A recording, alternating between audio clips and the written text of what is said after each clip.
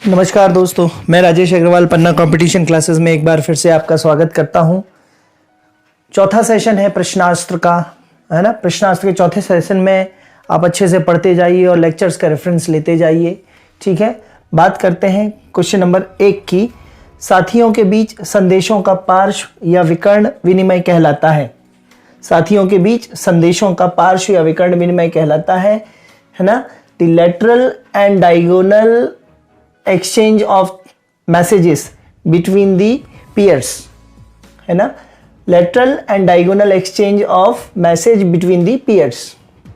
तो answer A है ऊर्ध्वमुखी संचार, इसी को बोलेंगे अपवर्ड कम्युनिकेशन, समस्तरीय संचार। हॉरिजॉन्टल कम्युनिकेशन अधोमुखी संचार, जिसको बोलेंगे डाउनवर्ड कम्युनिकेशन। और चक्रीय संचार, जिसको बोलेंगे साइक्लिक कम्युनिकेशन, ठीक है। तो आपको आंसर बताना है कि चूंकि अगल बगल में, पार्श्व मतलब लेटरल कम्युनिकेशन क्या कहलाता है। बहुत सरल है क्वेश्चन का आंसर हो जाएगा इसका समस्तरीय संचार या हॉरिजॉन्टल कम्युनिकेशन, ठीक है। नेक्स्ट क्वेश्चन है दोस्तों, प्रबंधन का परिप्रेक्ष्य जो कार्यस्थल एवं सामाजिक अन्योन्य क्रिया में लोगों के व्यवहार, जरूरत एवं अभिवृत्ति को समझने के महत्व पर बल देता है कहलाता है, ठीक है। कंटेक्स्ट ऑफ मैनेजमेंट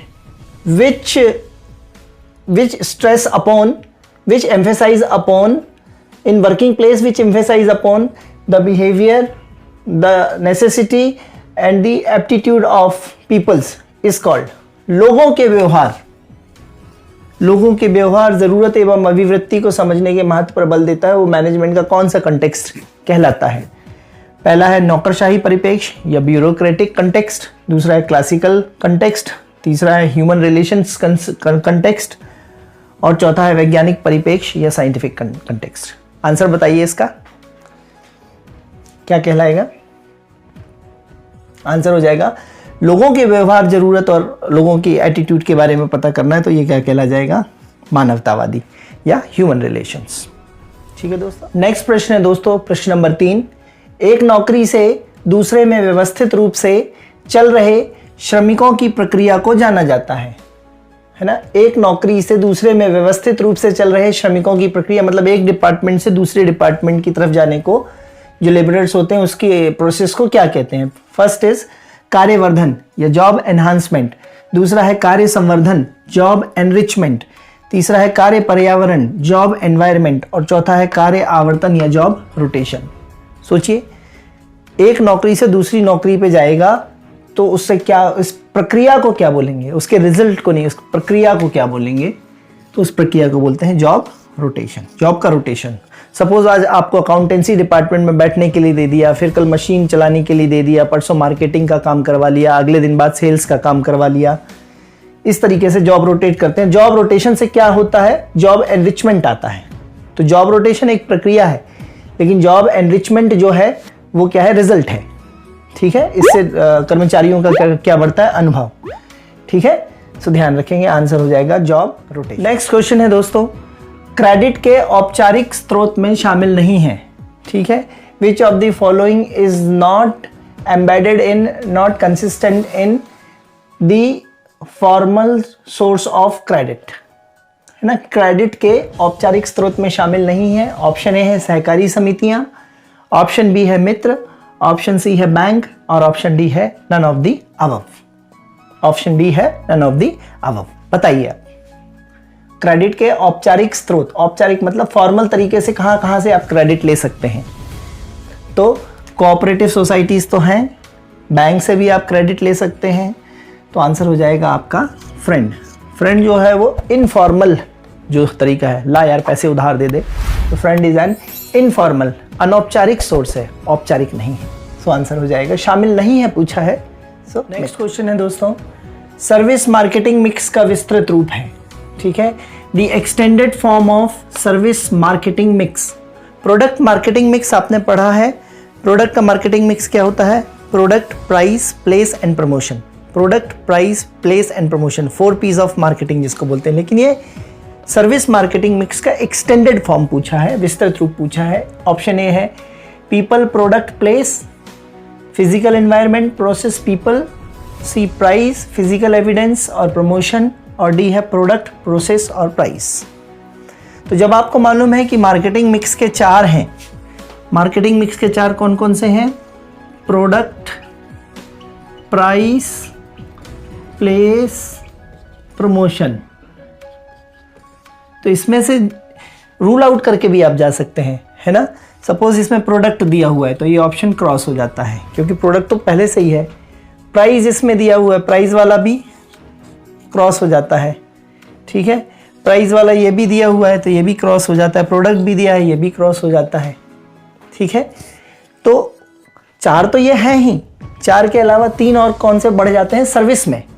प्रोडक्ट में ये 4 हैं, product, price, place and promotion, है ना। वस्तुओं के केस में ये 4 हैं, लेकिन सेवाओं के केस में क्या है, 3 और बढ़ जाते हैं, जो कि आंसर हो जाएगा physical environment, process and people. Product, price, place और प्रमोशन के साथ साथ क्या बढ़ जाएगा, फिजिकल एनवायरनमेंट जो कि भौतिक जो एनवायरनमेंट है, वातावरण है, प्रोसेस और पीपल, ठीक है। तो एनवायरनमेंट की प्रोसेस में people, environment, process, people, environment, process, people, 4 के साथ ये 3 और। तो सर्विस मार्केटिंग में कुल कितने मिक्स आ जाते हैं? 7।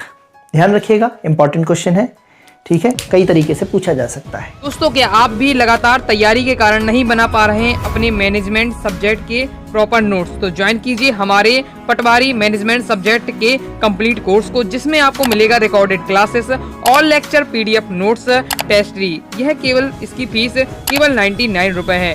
तो अभी व्हाट्सअप कीजिए इस कोर्स को ज्वाइन करने के लिए 90 39 53 44 79 पर। नेक्स्ट क्वेश्चन है दोस्तों, एक अवधारणा जिसमें उत्पादों को एक से दूसरे देश में बिना बाधा के आने जाने दिया जाए, ठीक है। A concept in which product should allow from one country to another country without hindrance, without obstacle. एक कंट्री की सीमा से दूसरे कंट्री की सीमा में आने जाने दिया जाए, उस कंसेप्ट को क्या कहते हैं? तो आंसर ए है मुक्त व्यापार, या इसी को बोलते हैं फ्री ट्रेड। बी है उद्यमी, या उसे एंटरप्रेन्योर। सी अनुवाद या ट्रांसलेशन, और डी घरेलू व्यापार या डोमेस्टिक ट्रेड। सोच के बताइए, बहुत सरल क्वेश्चन है ना। एक देश दूसरे देश को बिना बाधा के एक दूसरे के प्रोडक्ट्स एक दूसरे की सीमा के इधर उधर जाने के लिए एग्रीमेंट कर लेता है, तो इसको बोलते हैं फ्री ट्रेड या मुक्त व्यापार, ठीक है। आपने सुना होगा नाफ्टा, है ना, साफ्टा, है ना, फिर है ना कॉमकॉन, है ना, फिर आसियान, है ना। बहुत सारे ऐसे देशों के आपस के समूह होते हैं, है ना। North American free trade agreement या North Atlantic free trade agreement, है ना। इस तरीके से फ्री ट्रेड एग्रीमेंट, इसको बोलते हैं FTA। तो फ्री ट्रेड एग्रीमेंट में क्या होता है कि एक देश दूसरे देश के प्रोडक्ट्स को विदाउट टैरिफ, विदाउट टैक्स एक दूसरे की सीमा में आने जाने देते हैं। और इसके बाद भी स्थिति होती है, कई देश तो क्या होते हैं कि करेंसी भी एक सी चलाने लगते हैं। जैसे आपने सुना होगा यूरोपियन यूनियन में 27 देश हैं और 27 देशों की करेंसी यूरो हो गई है। तो फ्री ट्रेड के आगे भी बढ़ जाते हैं, पॉलिटिकली एक दूसरे को सपोर्ट करने लगते हैं, फिर बैंकिंग एक सा होने लगता है, फिर मुद्रा एक सी होने लगती है, तो काफ़ी क्लोजनेस बढ़ जाती है। और यहाँ पे यूरोपियन यूनियन में तो ये स्थिति है कि 27 देश एक साथ मिलके और एक ही करेंसी यूरो चला रहे हैं। तो ये फ्री ट्रेड एग्रीमेंट के बहुत आगे की स्टेज है, ठीक है। तो समझेंगे इसको, आंसर हो जाएगा FTA या फ्री ट्रेड एग्रीमेंट, ठीक है। NAFTA, BAFTA, SAFTA, ASEAN, COMECON, SAARC, ये सारे किसके एग्जाम्पल हैं? फ्री ट्रेड एग्रीमेंट या रीजनल एग्रीमेंट्स के एग्जाम्पल। नेक्स्ट क्वेश्चन है दोस्तों, मॉर्टगेज तथा सरकारी बॉन्ड उदाहरण होते हैं। मॉर्गेज भी बोलते हैं, mortgage and government bond are the examples of. First है डेब्ट इंस्ट्रूमेंट या ऋण के तरीके, ऋण लेने के तरीके। डेब्ट उधारी मतलब इक्विटी प्रोडक्ट्स, है ना, समता, इक्विटी, शेयर मार्केट से रिलेटेड। तीसरा है अनरेटेड इन्वेस्टमेंट, है ना, अनरेटेड इन्वेस्टमेंट। और चौथा है ब्याज मुक्त सेवाएं, इंटरेस्ट फ्री सर्विसेज, ब्याज मुक्त सेवाएं। बताइए, मॉर्टगेज और सरकारी बॉन्ड, मैंने बॉन्ड्स आपको पढ़ाए हैं, जीरो कूपन बॉन्ड्स पढ़ाए हैं। तो बॉन्ड्स के द्वारा क्या होता है, सरकार जो होती है वो मार्केट से पैसा, सरकार मतलब आरबीआई मार्केट से पैसा उठाती है, वो कहलाते हैं बॉन्ड्स, ठीक है। मॉर्टगेज में भी यही होता है, चीज़ों को मॉर्गेज पे रख दिया जाता है और उसके बदले पैसा उठा लिया जाता है। तो है ना, तो ये उधार लेने के तरीके हैं। जैसे किसी ने अपना घर है वो मॉर्गेज पे रख लिया और उस घर के बदले मार्केट से पैसा उठा लिया, या किसी ने अपनी LIC पॉलिसी जो है वो मॉर्गेज रख दी, किसी ने अपना खेत जो है वो मॉर्गेज रख दिया, तो उसके बदले पे पैसा उधारी ले ली। तो डेब्ट मतलब क्या है? उधारी। सरकारी बॉन्ड क्या है? उधारी लेना। तो ये डेब्ट के इंस्ट्रूमेंट हैं, सारे उधारी लेने के तरीके हैं। ठीक है, डेब्ट इंस्ट्रूमेंट। ठीक है, आपको समझ में आया होगा। जीरो कूपन बॉन्ड क्या था? जीरो कूपन बॉन्ड, कूपन का मतलब होता है ब्याज या इंटरेस्ट। ठीक है, तो जब सरकार जो बॉन्ड का एक पेपर होता है, बॉन्ड एक पेपर होता है जिसमें शर्तें लिखी होती कि इतने इतने समय के बाद इतना इतना ब्याज दिया जाएगा और परिपक्वता के बाद पूरा मूलधन चुका दिया जाएगा, वो कहलाता है बॉन्ड। ये क्या कहलाता है? बॉन्ड एक पेपर होता है जिसमें शर्तें लिखी होती हैं। ठीक है, जीरो वैसे बॉन्ड में क्या होता है कि समय समय पे जो बॉन्ड धारक होता है, जो खरीदता है सरकार से बॉन्ड, तो वो सरकार उसको ब्याज देती है समय समय पे, और परिपक्वता अवधि पे, मैच्योरिटी होने पे क्या होता है कि उसका मूलधन भी वापस कर देती है। ठीक है, लेकिन जीरो कूपन बॉन्ड में क्या होता है कि सरकार जो है वो ब्याज नहीं देती है। ये जो बॉन्ड का पेपर होता है, इसमें मान लीजिए कीमत उसने 500 रुपये लिखी है सरकार ने, तो जीरो कूपन बॉन्ड में सरकार ये 500 रुपये कीमत इतने समय के बाद बॉन्ड जिसने लिया है उसको अदा करेगी। लेकिन ये जब देती है सरकार, उसको बॉन्ड बेचती है, तो ये 500 रुपये में ना बेच के हो सकता है 430 रुपये में बेच दे। तो ये क्या होता है कि कम मूल्य में बेचती है, और जब ये बॉन्ड की परिपक्व अवधि पूरी हो जाती है, बॉन्ड धारक इसको सरकार को वापस करता है, तो फिर ये उसको कीमत सरकार पूरी की पूरी 500 देती है। तो 70 रुपये का फाइनली फ़ायदा हो जाता है बॉन्ड खरीदने वाले को। ठीक है, तो this is zero coupon bond. आशा है कंसेप्ट समझ में आ रहे होंगे आपको। अच्छे से पढ़ते जाइए, बहुत प्रैक्टिस करेंगे अपन। क्वेश्चन है दोस्तों, कौन सा अकाउंट एक देनदारी अकाउंट नहीं है? ठीक है, which of the following account is not a जो क्रेडिटर अकाउंट? ठीक है, या देनदारी नहीं है मतलब आपको किसी को देना नहीं, देनदारी अकाउंट नहीं है। तो पहला है कैश अकाउंट, दूसरा है देय अकाउंट, तीसरा है उपार्जित व्यय, और चौथा है देय नोट्स। ठीक है, कैश, ठीक है, पेएबल अकाउंट, एक्वायर्ड एक्सपेंडिचर और पेएबल नोट्स। ठीक है, तो आपको आंसर बताना है कि कौन सा देनदारी नहीं है, जिसमें देना नहीं है आपको। कॉमन सेंस भी बहुत सारी चीज़ें आपको लगानी है, कॉमन सेंस जैसी। तो देय अकाउंट जो है वो देनदारी है। उपार्जित व्यय मतलब जो व्यय आपने कर दिया है, ठीक है, या जो व्यय आपको करना था लेकिन उसका आपने काम उससे ले लिया है, लेकिन आपने व्यय जो है उसको अभी पैसा दिया नहीं है, व्यय नहीं दिया है। तो उपार्जित व्यय में क्या है, आपने सामने वाले से काम तो करवा ही लिया है लेकिन उसका पेमेंट देना बाकी है। एक्वायर्ड एक्सपेंडिचर है ना, तो ये भी एक प्रकार की देनदारी है, अभी उसका पेमेंट करना बाकी है।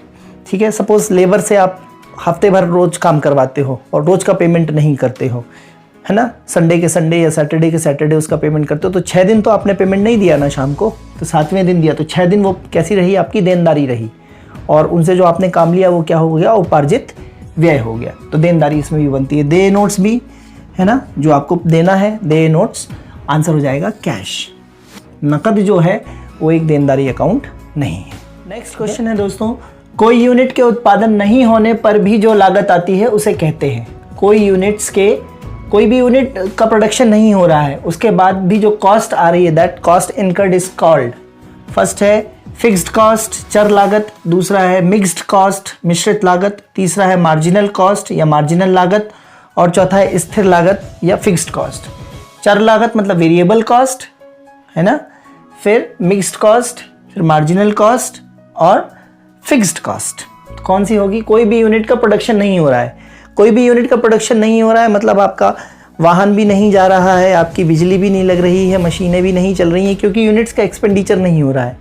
तो मशीनें नहीं चल रही हैं, कच्चा माल नहीं लग रहा है, वाहन नहीं चल रहे हैं, बिजली नहीं चल रही है, तो आपकी चर लागत नहीं आएगी, वेरिएबल कॉस्ट नहीं होगी, मिश्रित लागत नहीं होगी, मार्जिनल लागत नहीं होगी। आंसर हो जाएगा क्या? Fixed cost. क्योंकि जो आपकी ज़मीन एंगेज है, जो मशीनें इंस्टॉल कर रखी हैं, उनका डेप्रीशिएशन लग रहा है, उनकी कॉस्ट लग रही है उनमें, है ना, रखे जंग लग रही है। तो कोई भी यूनिट्स के नहीं उत्पादन होने पर भी जो लागत आती है, फिक्स कॉस्ट तो आप लगा ही चुके हैं ना पहले से, लैंड भी ले चुके हैं, मशीन भी ले चुके हैं, लेबर्स की कॉस्ट जो आएगी, लेबर को तो आपको पेमेंट करना ही पड़ेगा ना, है ना, लेबर्स की वेतन तो देनी पड़ेगी आपको, महीने के अंत में, तो ये होती है स्थिर लागत। ठीक है, तो फिक्स्ड कॉस्ट ध्यान देंगे, इंपॉर्टेंट क्वेश्चन। लास्ट क्वेश्चन है दोस्तों, वह परिसंपत्ति जो अल्प समयावधि के अंदर नगद में परिवर्तित नहीं की जा सकती। ठीक है, the asset which can not be converted into liquid या कैश, है ना, अल्प समयावधि मतलब शॉर्ट ड्यूरेशन में, जो कि कैश के में परिवर्तित नहीं की जा सकती। तो शॉर्ट ड्यूरेशन में कैश में आप जो है, पहला ऑप्शन है स्थिर परिसंपत्ति या फिक्स्ड असेट, दूसरा है लिक्विड असेट्स, तीसरा है दोनों, और चौथा है none of the above. Question बोलते बोलते ही शब्द बोल दिया है मैंने, कैश का मतलब होता है लिक्विड, है ना, लिक्विड का मतलब होता है इजीली कन्वर्टेबल कैश। लिक्विड का मतलब क्या, लिक्विड मनी का मतलब क्या होता है, लिक्विड का मतलब होता है तरल, लिक्विड मनी का मतलब क्या होता है, कैश और इजीली कन्वर्टिबल कैश। या तो कैश स्वयं हो आपकी जेब में, या ऐसी चीज हो जिसको तुरंत कैश में कन्वर्ट किया जा सके, जैसे सोना है तो सोना लेके आप तुरंत बेच के आओ और कैश हाथ में ले लो, तो वो इजीली कन्वर्टेबल कैश है। ठीक है, आजकल म्यूचुअल फंड्स वगैरह ऑनलाइन जो होते हैं, रिडेम्पशन हो जाते हैं ऑनलाइन, जो आप उसको देशी भाषा में बोलें तो भंजवा सकते हैं, तो उसको बोलते हैं इजीली कन्वर्टेबल कैश। ठीक है, तुरंत जिसका आप सेटलमेंट हो जाए, जो तुरंत कैश के रूप में, रुपए के रूप में कन्वर्ट हो सके, वो रुपए आपके काम आ सके, that is called liquid money. तो आंसर हो जाएगा easily convertible cash, that is liquid money. ठीक है, आशा करता हूँ दोस्तों लेक्चर पसंद आ रहे होंगे। आने वाले समय में कल परसों से जो है लेक्चर की साइज़ और बढ़ाएंगे अपन, है ना, और थोड़े डिफ़िकल्ट क्वेश्चन की तरफ भी बढ़ेंगे। ठीक है, आप लाइक, सब्सक्राइब और शेयर करते जाइए, अच्छे से पढ़ते जाइए, हिंदी और इंग्लिश दोनों मोड में पढ़िएगा। ठीक है, तब तक के लिए धन्यवाद, गुड नाइट।